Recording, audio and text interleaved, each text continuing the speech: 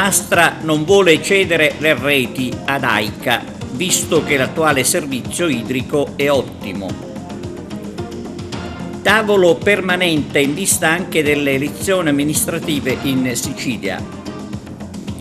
Confisca per un imprenditore di Caltanissetta. Il Giro di Sicilia toccherà anche Agrigento.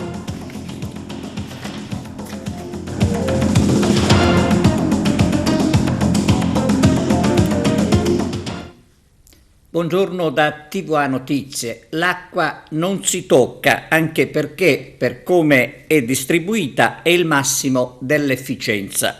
Si potrebbe riassumere così la protesta in atto a Camastra contro la cessione delle reti ad AICA. Il servizio di apertura con l'intervista al sindaco Dario Gaglio. Sindaco, allora cosa sta succedendo a Camastra in merito alla volontà di non cedere le vostre reti idriche nel comune di Camastra? Avete costituito anche un comitato, ecco, l'acqua è vostra e non si tocca. Ci illustri un po' sulla situazione attuale?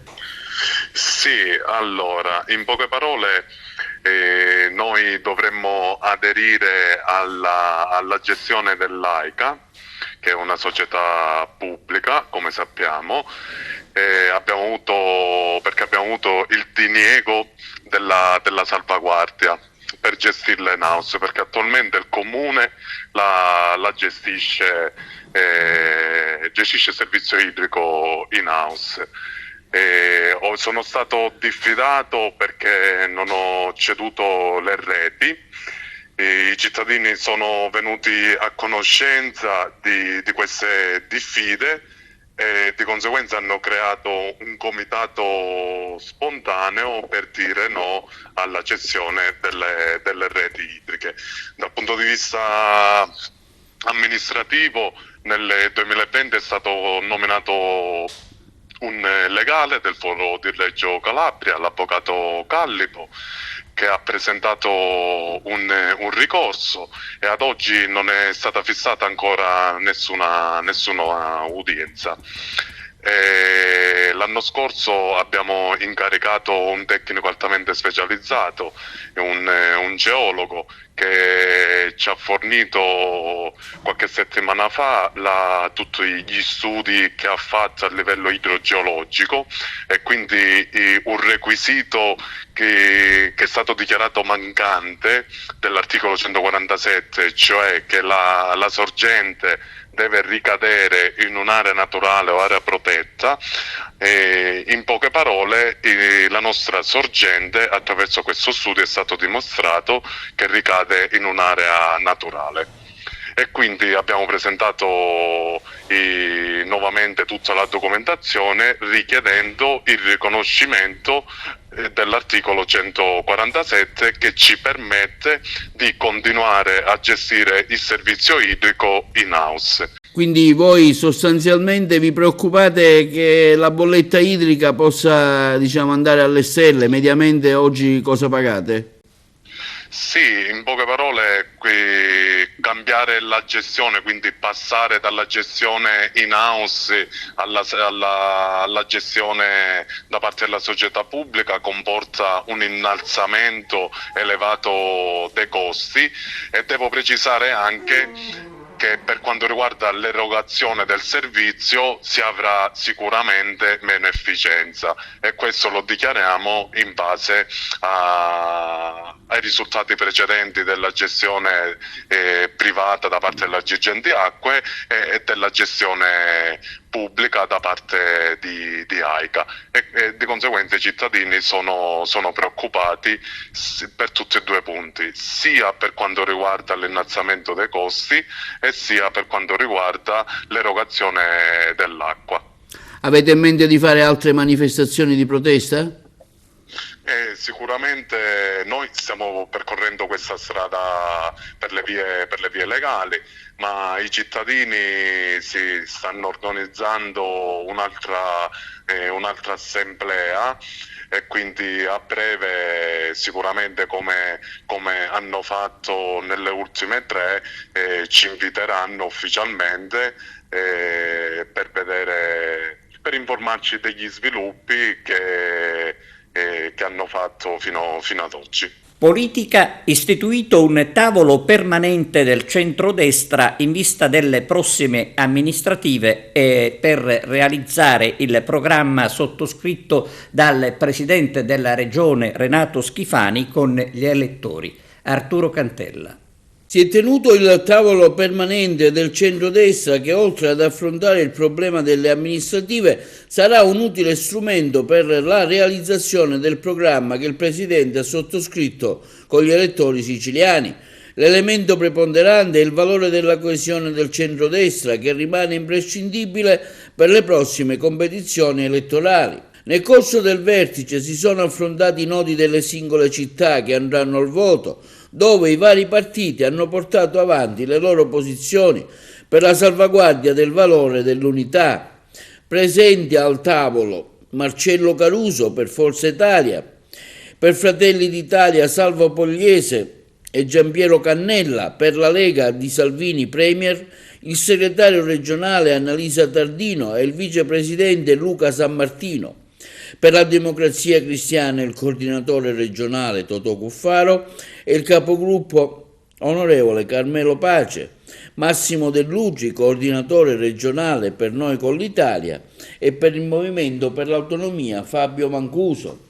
Ricordiamo che si andrà a votare in Sicilia il prossimo 28 e 29 maggio in 129 comuni e il ballottaggio sarà fissato per giorno 11 e 12 giugno per i comuni che ovviamente ci andranno. In provincia di Agrigento si voterà nei comuni di Licata, l'unico con il sistema proporzionale, mentre con il sistema maggioritario si voterà a Burgio, Calamonaci, Castrofilippo, Cianciana, Grotte, Ioppolo Giancazio, Lucca Sicola, Menfi, Ravanusa, Sambuca di Sicilia, San Giovanni Gemini, Sant'Angelo Moxaro, Santo Stefano Quisquina. I capoluoghi interessati in Sicilia sono 4 e sono il più grosso è Catania, a seguire Trapani, Siracusa e Ragusa. Su 129 comuni che andranno al voto, 114 sono con il sistema maggioritario e 15 con quello proporzionale. Agrigento Città Teatro. Domani alle 10 in piazza Pirandello si terrà una iniziativa a supporto della candidatura di Agrigento a Capitale della Cultura 2025. Nel corso della manifestazione, che sarà presentata da Margherita Trupiano, sono previste delle letture pirandelliane e intervalli musicali. Premio Nazionale del Paesaggio, un encomio all'Associazione Salviamo la Valle dei Templi di Agrigento, sito UNESCO. Al Ministero della Cultura la consegna del riconoscimento. Encomio ufficiale conferito nel contesto del Premio Nazionale del Paesaggio all'Associazione Salviamo la Valle dei Templi di Agrigento, sito UNESCO, di Gaetano Gaziano, in partnership con il Movimento per la Sostenibilità e contro i rigassificatori a ridosso della Valle dei Templi, che vede nel principale sponsor l'imprenditore Alessio Lattuca, con la seguente motivazione: per l'impegno di preservare il paesaggio della Valle dei Templi dalle minacce di compromissione di questo prezioso sito e del suo contesto, come costante esempio civico di cittadinanza attiva nei confronti di tentativi di aggressione del paesaggio e del patrimonio culturale. Lo scorso martedì 14 marzo, nella splendida cornice della Sala Spadolini del Collegio Romano, oggi sede del Ministero della Cultura, alla presenza del direttore generale, del dirigente del servizio quinto tutela del paesaggio e della commissione giudicatrice, Gaetano Gaziano ha ritirato l'attestato, ringraziando e sottolineando come il riconoscimento che ci è stato assegnato è un segnale forte che il Ministero della Cultura non abbandonerà la Valle dei Templi al suo triste destino industriale. Ricordiamo i vari appelli che l'associazione ha lanciato per il no al rigassificatore al confine della Valle dei Templi di Agrigento, patrimonio UNESCO, durante gli anni. Festa di San Giuseppe nel quartiere agrigentino di Fontanelle. Domani nella piazzetta adiacente la via Alessio Di Giovanni, nota come piazzetta Terone, verrà distribuita la minestra di San Giuseppe. Domenica presso il salone della parrocchia di San Nicola invece tavolata di San Giuseppe, visitabile dalle 9 alle 11 e dalle 12 alle 13 e dalle 16 alle 17:30. Alle 19 benedizione delle pietanze e distribuzione tra i presenti. La ricorrenza rientra tra le iniziative della parrocchia e del comitato Fontanelle Insieme. Claudia Gucciardo è stata confermata alla presidenza del Consiglio notarile dei distretti riuniti di Agrigento e Sciacca per il triennio 2023-2026. Il notaio Gucciardo nel 2016 era subentrata al notaio Giuseppe Fanara. Dal 2020 è anche vicepresidente del Comitato regionale notarile siciliano. Il nuovo mandato è proteso a valorizzare, tra l'altro, grazie ad una mostra e un convegno in programma, la valenza sociale e culturale della professione notarile. 9,5 milioni confiscati ad un imprenditore dalla DIA di Caltanissetta. Maxi confisca da 9,5 milioni di euro per l'imprenditore Giuseppe Lipera, originario di Polizzi Generosa in provincia di Palermo, ma da anni residente a Caltanissetta. La DIA, Direzione Investigativa Antimafia, ha dato esecuzione al provvedimento emesso dalla sezione misure di prevenzione del Tribunale di Caltanissetta su proposta del direttore della DIA. La confisca, che segue il sequestro effettuato nel 2020, trae origine, si legge appunto da una nota della DIA, da una complessa attività investigativa condotta dal centro operativo di Caltanissetta che ha ripercorso la carriera dell'imprenditore dalla metà degli anni '80 a oggi, accertandone la pericolosità sociale, nonché un'ascesa economica e imprenditoriale costellata da costanti e continui rapporti intrattenute tra il Lipera e il gota dell'imprenditoria mafiosa.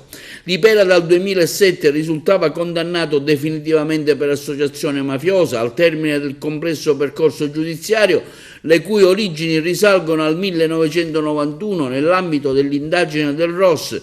Nella nota inchiesta Mafia e Appalti, secondo la ricostruzione degli investigatori, Lipera alla fine degli anni '80, dipendente di una grossa società del nord Italia attiva nel settore delle grandi opere degli appalti in Sicilia, grazie alla sua vicinanza al contesto mafioso, ne trasse personale illecito arricchimento tramite un'impresa da lui direttamente riconducibile. Una vicenda complessa e molto articolata che inizia dalla formale collaborazione con la giustizia a partire dal giugno del 1992, seguita dalla cessazione del beneficio dello speciale programma di protezione su espressa rinuncia dell'imprenditore, che così dal 2001 inizia tramite un prestannome la diretta gestione delle numerose società a lui riconducibili operanti maggiormente in provincia di Catania, Messina e di Trapani. Un impero insomma milionario conseguito in oltre 30 anni di attività imprenditoriale e rapporti di affari intrattenuti con diversi boss mafiosi dei vertici della mafia siciliana. Cittadinanza onoraria per l'ex comandante della stazione dei Carabinieri di Castrofilippo, il maresciallo capo Angelo Salvo Borsellino. Il maresciallo, si legge nella motivazione, durante la sua permanenza a Castrofilippo ha dato esempio di solidarietà e rigore, ottenendo brillanti risultati nel contrasto alla criminalità. Alla cerimonia in municipio era presente il comandante della compagnia di Canicattì, maggiore Luigi Pacifico, il sindaco Franco Badalamenti, gli assessori Alessi Sedita e Acquista e il presidente del Consiglio Comunale Salvatore Graci. Dopo le dimissioni sono state revocate le misure interdittive a carico dell'ex direttore del Parco Archeologico di Agrigento Bernardo Agrò. Il servizio di Arturo Cantella. Il GIP del Tribunale di Marsala, Riccardo Alcamo, ha revocato con efficacia immediata la misura cautelare interdittiva della sospensione temporanea dell'esercizio di pubblico ufficiale applicata a Bernardo Agrò, il presidente del Parco Archeologico della Valle dei Templi di Agrigento e il direttore del Parco di Lillibeo a Marsala, che si era dimesso a seguito di un'ordinanza per un'indagine avente per oggetto presunte irregolarità in alcuni appalti al Parco Archeologico di Selinunte, cui è stato per un periodo direttore. L'ordinanza applicava la misura cautelare, era stata emessa dal GIP il 27 febbraio scorso, notificato all'indagato il 6 marzo. I reati contestati erano abuso d'ufficio, induzione indebita e falso ideologico, commessi nel periodo che va dal 2020 al 2021. Le esigenze cautelari sono state ravvisate in relazione al pericolo che l'indagato, sfruttando la posizione apicale di direttore e di dirigente ricoperta in seno all'amministrazione di appartenenza, che ha favorito la consumazione degli illeciti, scrive il giudice per le indagini preliminari del Tribunale di Marsala, reiteri le medesime condotte illecite o analoghe condotte integrative di altri reati contro la pubblica amministrazione. Ritenuto che Agrò è cessato a seguito di dimissioni volontarie dall'incarico sia di direttore del Parco Lillibeo che da direttore del Museo Archeologico Baglio Anselmi di Marsala, nonché da presidente del Consiglio della Valle dei Templi di Agrigento, il GIP ha di fatto tenuto conto delle dimissioni di Bernardo Agrò, reputato che almeno allo Stato, scrive, è venuto meno il rischio di recidiva, motivo per il quale appunto è stata revocata la misura cautelare interdittiva della sospensione temporanea dell'esercizio di pubblico ufficiale. Agrò, ricordiamo che viene difeso e rappresentato dall'avvocato agrigentino Giuseppe Scozzari. A Castelvetrano la scuola frequentata da Matteo Messina Denaro cambia nome e verrà intitolata a Giuseppe Di Matteo, ma non tutti sono d'accordo. E tra contestazioni e qualche commento di troppo, c'è il sì dei collegi scolastici per il cambio di denominazione della scuola elementare Ruggero VII di Castelvetrano, che sarà intitolata al piccolo Giuseppe Di Matteo. All'assemblea di ieri pomeriggio, presso l'ex convento dei Minimi, sono stati letti da 2 docenti gli estratti dei relativi verbali e il primo passo ufficiale per l'intitolazione proposta dal giudice Fabrizio Guercio, presidente della sottosezione locale dell'Associazione Nazionale Magistrati, che prima di concludersi dovrà passare dal Consiglio Comunale, dall'Ufficio Scolastico Provinciale e dalla Prefettura. Il giudice Guercio è stato molto chiaro sui motivi della proposta di questa intitolazione, perché questa è stata la scuola, dice, frequentata da Matteo Messina Denaro e perché oltretutto insiste a pochi metri di distanza dall'abitazione della sua famiglia. Chi dimentica è complice e connivente col fenomeno mafioso e la criminalità organizzata si nutre di connivenza, di omertà e di ignoranza. Sarà un momento di decontaminazione del territorio, ha invece detto il sindaco di Castelvetrano Enzo Alfano. L'ex magistrato ed ex presidente del Senato Pietro Grasso, intervenuto in videoconferenza, ha subito sottolineato la necessità di raccontare ai più piccoli la storia di Giuseppe Di Matteo, affinché si intuisca quanto lavoro nel corso del tempo abbiano messo in campo docenti ed alunni. Io lo so che quando uno viene sequestrato non torna più. A questo punto io ho detto che non si va indietro. Perché lei aveva capito che comunque suo figlio sarebbe stato ucciso. Sì, non tornava più, è inutile che... Ha preso la parola anche il vescovo di Mazzara del Vallo, Monsignor Angelo Giordanella, che auspicando che la scuola non venga lasciata da sola ha affermato: vogliamo dire apertamente e pubblicamente quale sarà la nostra direzione, ma anche da che parte stare, cioè dalla parte della legalità e della giustizia. Il virus più terribile è l'individualismo, ma questo è il momento in cui tutte le forze sane della società devono impegnarsi e lavorare in sinergia, pensare insieme. È necessario che la comunità civile, scolastica, familiare ed ecclesiale si mettano insieme per sconfiggere l'individualismo. La dirigente della scuola Maria Luisa Simanella, che dopo aver preso atto delle perplessità di alcuni docenti e genitori di alunni aveva proposto all'ANM di dare il nome della piccola vittima a un immobile adibito a segreteria e non all'istituto principale, getta adesso le basi per un confronto migliore. Quando ho saputo della proposta ho manifestato il mio entusiasmo, perché se noi raccontiamo anche con le intitolazioni delle scuole le vittime, se chiamiamo la scuola di Matteo e diciamo perché lo facciamo ai bambini, porteranno questo segno a casa e questo deve essere il nostro obiettivo culturale, ha ancora detto il sindaco Alfano. La Corte di Giustizia Tributaria di Enna annulla un accertamento dell'Agenzia delle Entrate da 100.000 euro. Arturo Cantella. La Corte di Giustizia Tributaria di Enna ha accolto il ricorso presentato dagli avvocati Castellucci e Michele Cimino, annullando un avviso di accertamento da oltre 100.000 euro emesso dall'Agenzia delle Entrate a carico di un agente che avrebbe raccolto scommesse sportive attraverso i siti web non collegati al totalizzatore nazionale dell'Agenzia delle Dogane e dei Monopoli. L'avviso si fondava su una verifica fiscale fatta dalla Guardia di Finanza relativa agli anni 2015-2018, a cui sarebbe emersa una presunta raccolta illegale parallela operata dalla Oia Service Limited su tutto il territorio nazionale. La Corte di Giustizia Territoriale, condividendo le censure dei difensori, ha annullato l'avviso e condannato alle spese di lite l'Agenzia delle Entrate, ritenendo in particolare che l'avviso di accertamento fosse basato su quanto accertato dai finanzieri, senza considerare la documentazione fornita sin da subito da parte del presunto agente che avrebbe sottoscritto un contratto di collaborazione con la società Oia Service Limited solo a maggio del 2019, collaborazione che era stata legalmente esercitata e fatturata.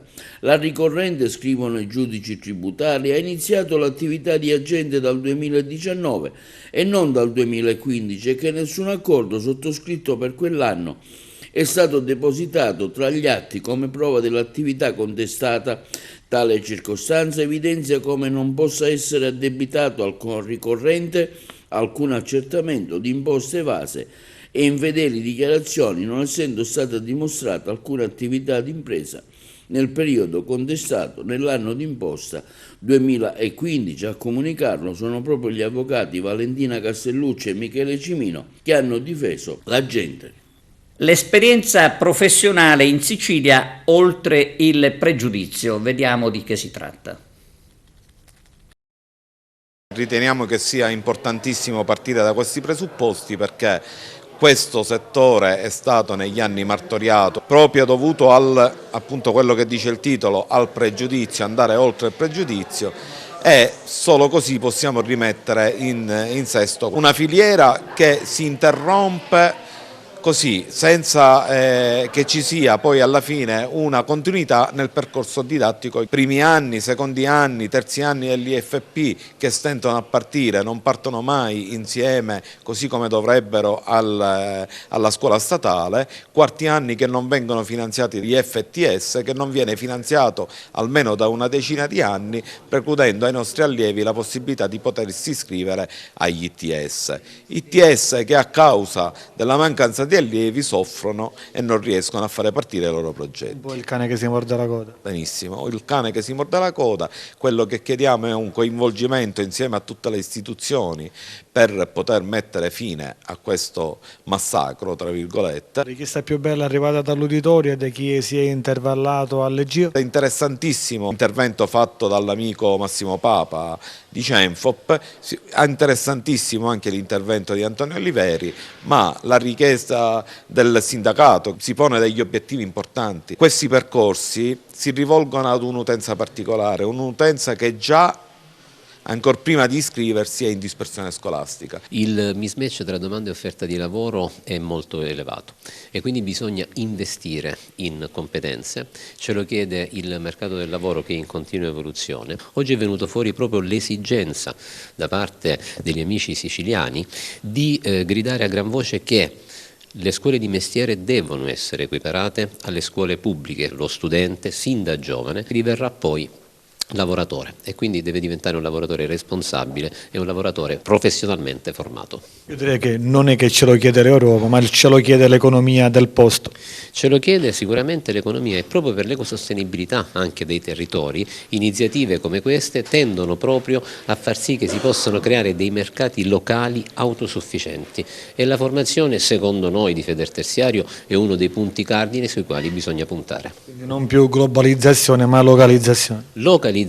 Siamo già fin troppo globalizzati, noi invece dobbiamo necessariamente riscoprire il valore del territorio e dell'autosostenibilità del territorio stesso. L'assessore Turano arriva da un'esperienza importante, che è quella del mondo produttivo legata al coinvolgimento delle aziende. Adesso mi sembra davvero si sia svoltato. Dalle parole dell'assessore che l'ho seguito passo passo capivo uno scollamento quasi fra ciò che realmente è la domanda e ciò che noi creiamo al mercato. Se effettivamente, come dallo studio che è stato fatto dai suoi uffici, risulta che ci sono qualifiche del mondo della formazione professionale che ad oggi non vengono attivate in Sicilia, questo è un problema, soprattutto se quelle qualifiche sono qualifiche assolutamente spendibili che possono dare la possibilità a questi ragazzi di andare a lavorare. Cosa aggiungiamo? Questo lavoro non è un lavoro soltanto dell'assessore, è un lavoro della giunta di governo, delle forze politiche, del gruppo parlamentare. Io in un confronto con l'onorevole Figuccia, che è molto attento al mondo della formazione, ho condiviso e costruito un meccanismo che possa dare certezza alla formazione e prospettive ai lavoratori. Maratoneti di Favara domenica a Roma per partecipare ad una maratona tra le più affascinanti al mondo. Porteranno con loro uno striscione per promuovere la loro città. Giuseppe Moscato. Le associazioni sportive ASD Favara Runners e ASD Fradici Runner partecipano alla Maratona di Roma in programma nella città eterna domenica 19 marzo. Una ventina i maratoneti che partono da Favara per raggiungere la capitale, ai quali si uniranno anche altri favaresi che abitano in altre città italiane e sono appassionati di corsa. Pronto un grande striscione per promuovere Favara in una delle maratone più affascinanti al mondo. I runners favaresi sono molto noti in città non solo per la loro passione per la corsa, ma anche per il loro impegno in tante azioni sociali e solidali promosse fin dalla loro costituzione.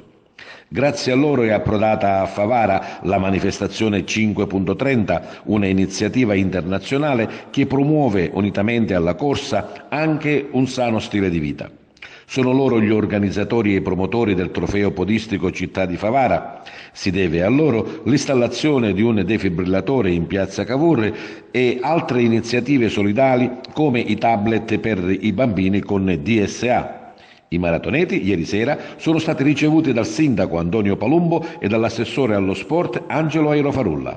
Favara sarà a Roma sia con i Fradici Runner che, come abbiamo detto, ASD Favara Runners. Saremo circa 20 atleti che ci siamo preparati per questa maratona. Ci raggiungeranno pure dei ragazzi che vivono fuori da Favara ma che porteranno sempre il nome di Favara a Roma per correre questa bellissima 42 km. Dal punto di vista personale so che questa non è sicuramente la tua prima maratona, anzi. No, per me sarà la 14ª maratona dopo una 50 km, dopo aver corso l'anno scorso la 100 km, quindi diciamo che sarà un piccolo allenamento in previsione di una gara molto più importante. Essere a Roma, correre nella città eterna però è sempre una cosa bellissima. Bellissima, per me è la seconda volta che corro la maratona di Roma, quindi sempre un'emozione unica e ho voluto partecipare di nuovo proprio perché è tutta, diciamo che tra tutti i ragazzi di Favara che corrono siamo un bel numero e quindi volevo essere anch'io ancora una volta con loro. Magari tu come presidente e come veterana potrai dare delle indicazioni giuste su come affrontare questa immane fatica. Infatti per me sarà un momento di divertimento perché voglio stare accanto soprattutto ai ragazzi che per loro è la prima volta che fanno la maratona, quindi voglio dare dei consigli. Noi basta pensare che fino a 2 o 3 anni fa facevamo le piccole corsette, come si dice, tra amici qua nei dintorni. Siamo partiti un gruppo di amici così, siamo partiti proprio per fare le piccole gare e adesso siamo arrivati proprio alla maratona di Roma, la maratona una delle più belle del mondo, perché Roma, la città eterna, sarà per noi un'emozione sicuramente unica. Dal punto di vista agonistico e sportivo, come vi siete preparati? Noi ci siamo preparati come facciamo tutti quasi i giorni, diciamo 5 giorni a settimana, correndo mattina presto qua a Favara quando c'è buio, a sorgere del sole, col freddo, col caldo, sempre costantemente per raggiungere i nostri obiettivi. Sarà sicuramente anche un bellissimo evento sportivo. Non è che magari c'è qualcuno che poi farà un tempo eccezionale? No, speriamo, però noi ci siamo preparati per 2-3 per fare degli ottimi tempi, e non solo c'è la maratona che sono i 42 km 198, ma ci sarà anche la staffetta dove correranno 4 atleti che si alterneranno 10 km ciascuno.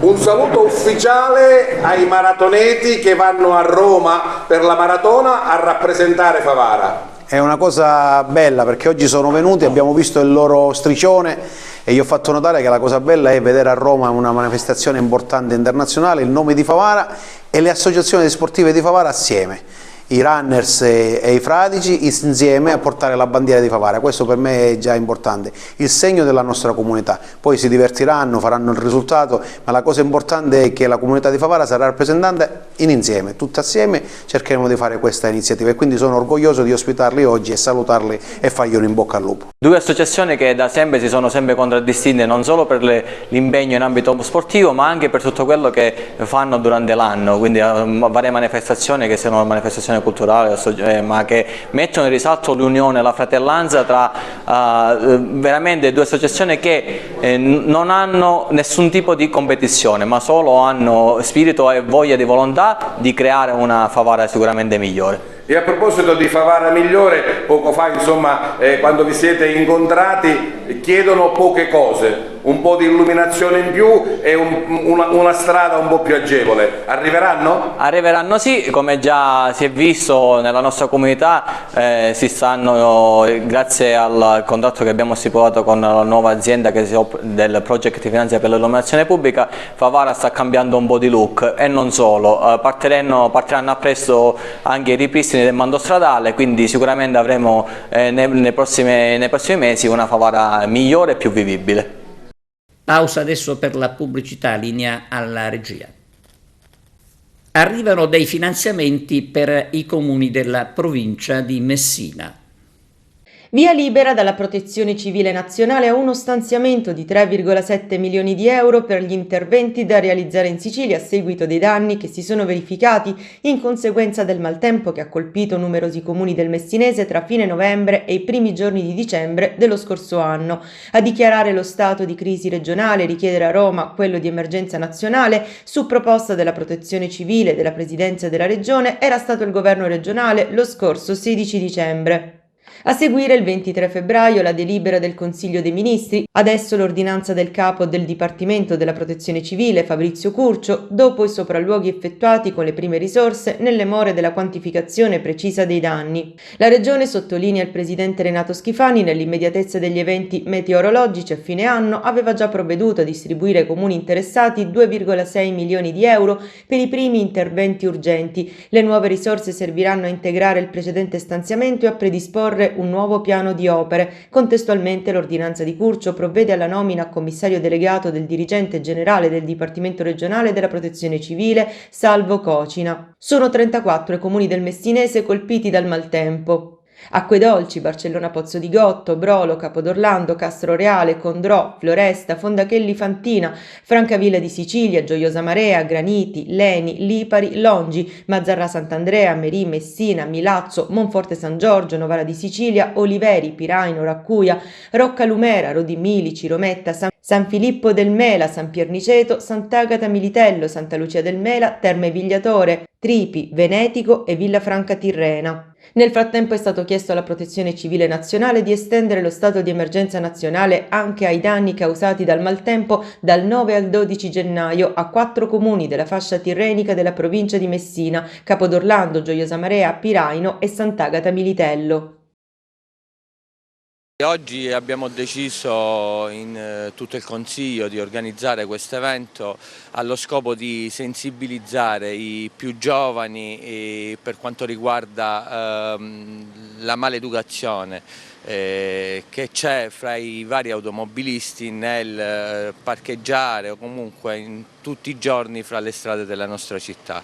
Con questa manifestazione infatti vogliamo far sì che i più piccoli possano fin da subito capire cosa si può fare e cosa no durante le ore del giorno quando nella circolazione stradale. Si ribaltano i ruoli dell'educatore. L'educatore è il bambino che apprende da piccolo i valori della cittadinanza attiva e quindi all'interno della cittadinanza attiva anche l'educazione stradale, e il bambino che diventa educatore nei confronti dell'adulto. Abbiamo creato questi volantini con il facsimile della multa, che diventa una multa morale data a chi ha necessità di essere educato ai valori della cittadinanza.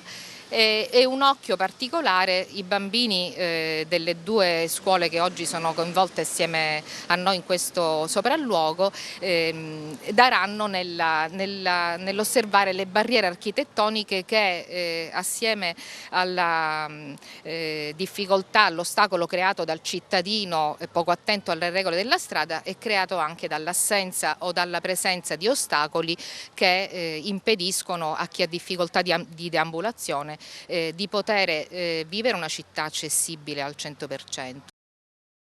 E siamo allo sport, ciclismo, anche ad Agrigento, tappa del Giro Ciclistico di Sicilia.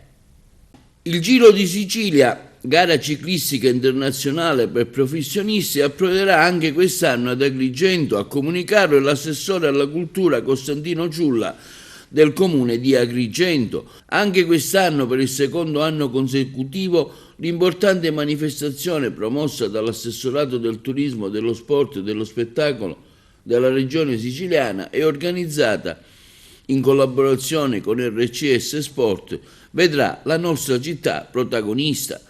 L'arrivo per la prima delle 4 tappe, alla quale parteciperanno circa 150 corridori professionisti, è infatti previsto per il prossimo 11 aprile in piazza Vittorio Emanuele.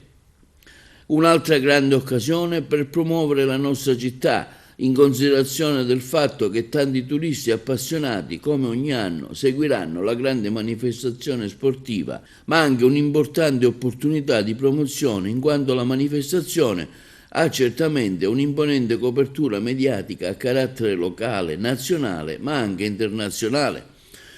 Unitamente al sindaco e a nome di tutta l'amministrazione, continua Ciulla, ringrazio l'assessore regionale Elvira Mate e l'intera organizzazione per aver scelto su nostra sollecitazione ancora una volta Agrigento, segno che l'importante e costante azione politica e di attenzione intrapresa verso il nostro territorio richiama sempre più anche quei grandi eventi che fanno da cornice alle bellezze e potenzialità che la nostra città esprime e che sono motore per lo sviluppo turistico, culturale, sociale ed economico.